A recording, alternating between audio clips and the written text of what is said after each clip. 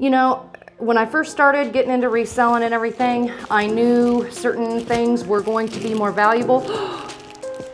I did not know I had that. Holy crap. Let me pull it out of there.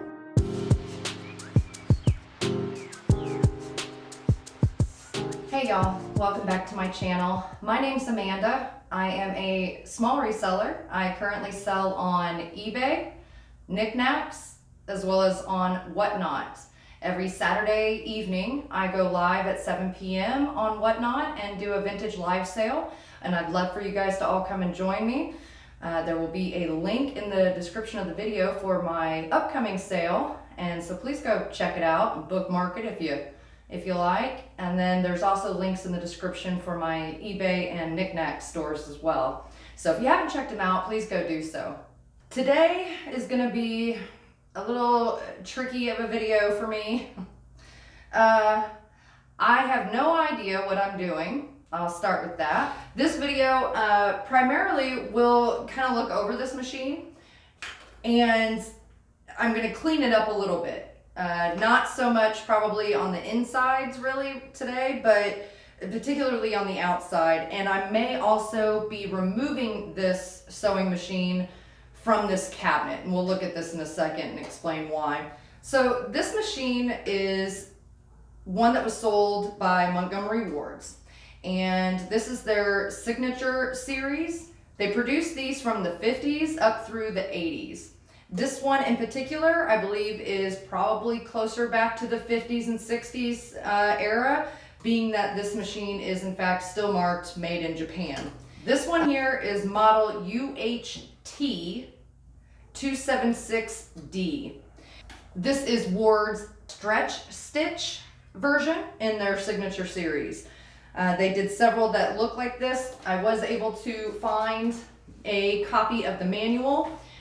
This one in particular says zigzag sewing machine, but it is still the same model number, so it's the same series. And looking at the photos, it appears to be the same machine, so I'm gonna go with it. But this actually walks you through the cabinet model. It's got some information here. Carrying case model, little information. Selecting your needles and threads, setting the needles, so kind of basic setup of the machine, how to wind your bobbin, replacing the bobbin. Then it goes into showing you all the different stitches and patterns and buttons, what all those things do. Towards the back, it actually walks you through some of the maintenance and cleaning of it as well. And so when I start getting into more of the innards of this, I will definitely be consulting this first. And I may watch a couple videos or so on it as well. I'm not sure if this machine works. The little belt, it's kind of a rubber-like belt with teeth in it on the side, and that, it doesn't feel dry. I don't know how it'll actually operate though. It appears to be in good condition right now. We'll see. There is a little light in here, so we'll find out if that turns on. Okay, let's get this plugged in. The cord is, you know, it's an older cord. Appears to be maybe a bake light. I'm not sure. Let's see, where does all this cord go? Looks like it's all hooked to a little power box there. Okay. All right, that looks like it might be somewhat easy enough to disconnect. This is a faux drawer, it doesn't open. Same thing on this top one. And these two here actually open, and they're in good condition. This top part here, however, when this lid is closed over top, because of this, it, like the lid sits just up above on here, it doesn't close even. So my plan for right now is probably just to take the machine off. It is extremely heavy. It's an all metal body.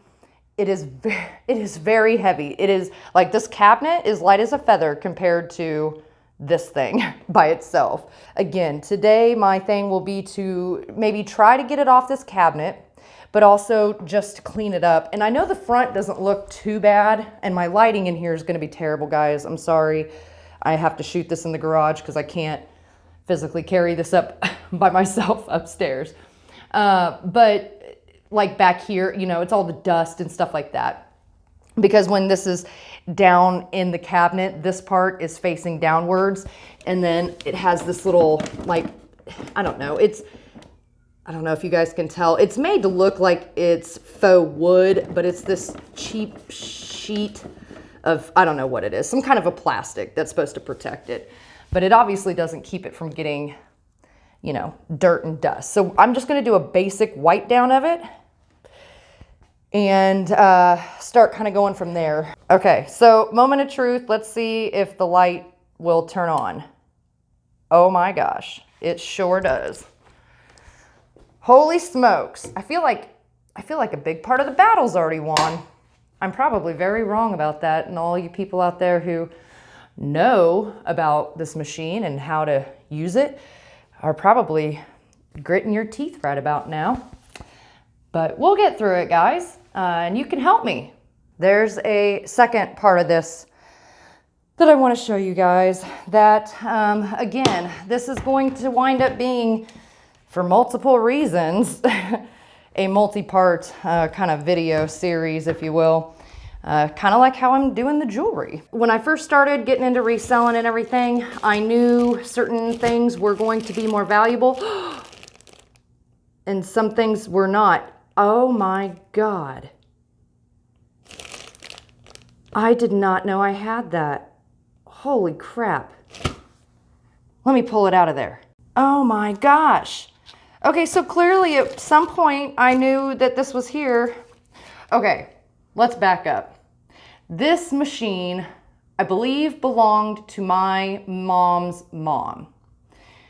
It has for many, many, many, many, many years been in storage, I believe, at my cousin's house, in her garage or storage unit or something to that effect. I don't remember the details. And I want to say a couple years ago, they were cleaning stuff out and they were getting rid of stuff, and my mom wanted to bring this machine back home, hoping that it worked. And it's been sitting, you know, in my house, in my garage, kind of since then. I haven't really taken the time to mess with it or anything. But apparently I stuck the book that came with it, which, you know, it's again seen better days, but I'll be darned it if that's not the stinking book. Holy smokes almighty. So, well, that's cool. I'm glad I printed all of that. 69 pages, but cool. Okay, so the book's not in great condition, but it's the original flippin' book. So that's still cool. I'll take it. What is this guy? This thing, Wards Signature Zigzag Sewing Machine Attachments. Okay, so it came with originally like a little box with these little tools in it. And oh, I'm guessing this would have been that box. There's nothing in it. Here are some remainders that I did receive, but there's nothing in this box. Let's see what this is. Okay, so Sears, back in 1991, it looks like, did some maintenance on this. Okay, I'll look closer at that shortly. Okay, it's so easy, try it yourself. Program demonstration, holy crud. Come here, thing. Does it open up? No, I think it's just this piece. It's just one piece. Wow, okay, maybe that's like a quick reference guide, right? Neat. Okay, I'm liking that. I'm enjoying that. That's fun. I wasn't expecting that, guys. I'm dead serious. Clearly, at one point, I knew I had that and put it in here and completely forgot. Okay, so back to this.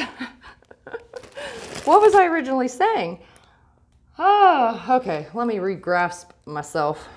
Okay, so when I first started getting into reselling and stuff, I would come across, when I started, I guess I should say, doing auctions and lots and stuff. And I would come across these, like, you know, crafts or sewing and, you know, all that kind of stuff. And it would be old buttons and stuff like that. There's one estate sale that my husband and I happened to drive by and just went into. And they had all these, like, I would say retro vintage into vintage, actual, like, still in the package. Let me see if I can open this. You know, stuff like this, still on the package, the cards. But then also, you know, when you would buy clothes from JCPenney, Sears, and stuff like that, and the fancier ones anyway, and they would come with like extra buttons or so, in case one fell off. So that's, I got a whole bunch of those. There's a whole bunch of needles and stuff in here. There's a bunch of patterns and such here. I've got, a couple hoops. I need to just get those sold. But patterns, we'll look through some of these. I bet you there's some cute ones in there. Let's see. And then, fabric that I've come across. Seam binding pieces, craft beads, more craft stuff or sort of already handmade stuff. But like, I've found beautiful fabric at the thrift store before. And like this one here, digital print technology, Regal Fabrics Inc. I don't know what the value of this is, but I know it feels good. So I don't even know what it's meant to look like burlap, but it's not quite burlap. It's a lot softer than burlap. So I'm not sure what that material actually is, but it's really cool, really pretty. I got a big thing of yarn here and other craft pieces. And this is more fabric. And again, just really cool, really beautiful fabric. And it has some info written on it too. We'll pull all this stuff out and start looking through it.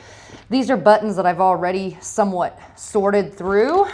I still have more that I have not sorted through, but all kinds in here. There's antique ones, there's primarily vintage. I want to say vintage, but there's bone, there's lucite, there's bakelite, there's all kinds of buttons, metal buttons, all kinds of stuff in there.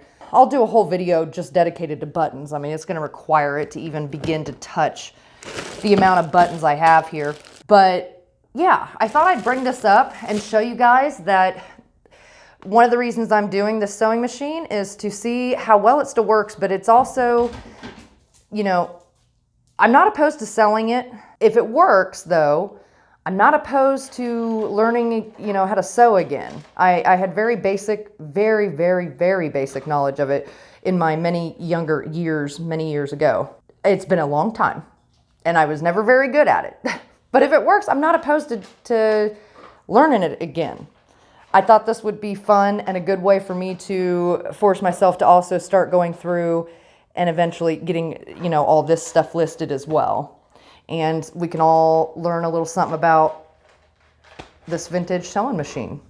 Okay guys, so I am going to wipe this down and I'm just gonna use a little bit of Dawn dish soap and clean water on it and not drench it, just lightly wipe it down to remove the exterior gunk. When you turn the wheel here, it does move the belt, and so far I'm not finding any dryness or issue along the belt here, so that's a good sign right out the gate.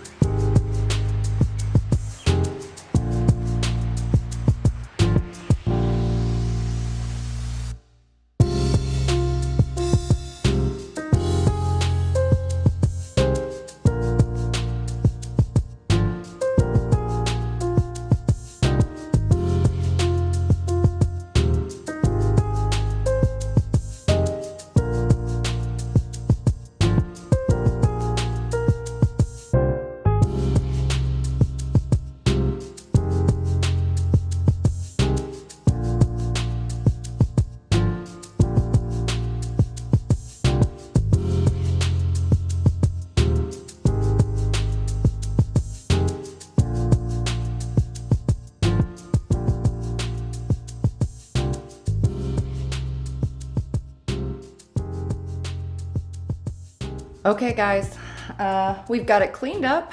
Let's get to taking that side piece off and then unscrewing the sewing machine. There's a couple screws to these hinges right here on each side, and I believe that is the only thing holding the machine outside of it being plugged in electrically. These are the only things holding the machine to the table itself. It does look like screws were replaced in this at one point. This white stuff over here looks like it was a putty that was put in, and so this isn't a recent damage. This is one that was an attempted repair at some point, obviously. Otherwise, I don't really see a lot of damage, you know, outside of a few little nicks here and there on the table.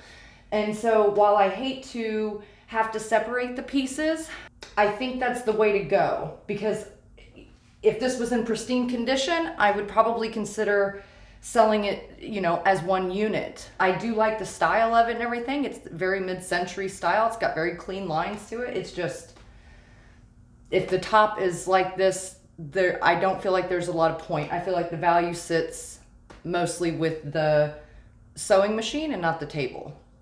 So let's get to it.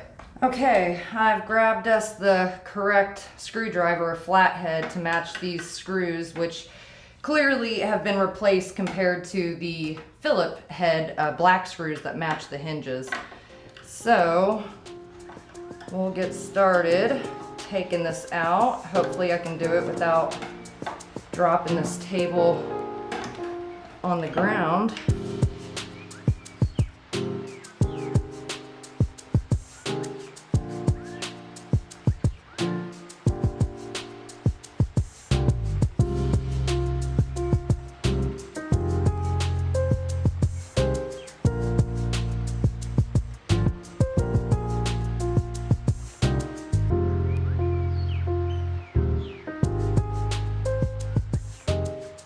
Okay, and I went ahead and removed the hardware here from each of these spots, and so I'll go set that aside as well.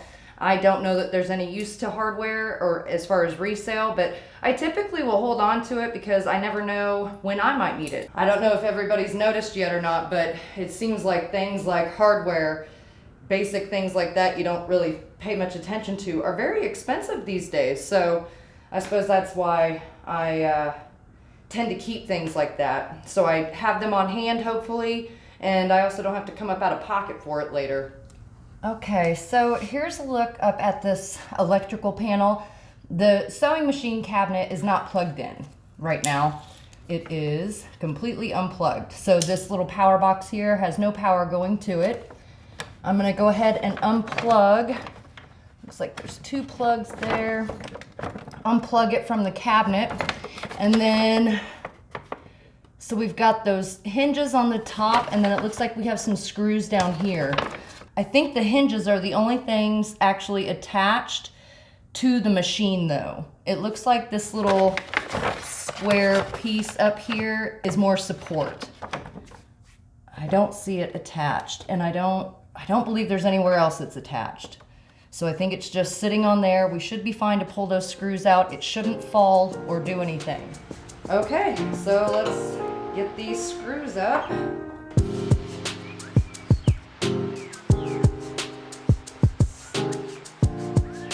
So now I'm gonna try to lift this guy up out of here. Let's see how it goes.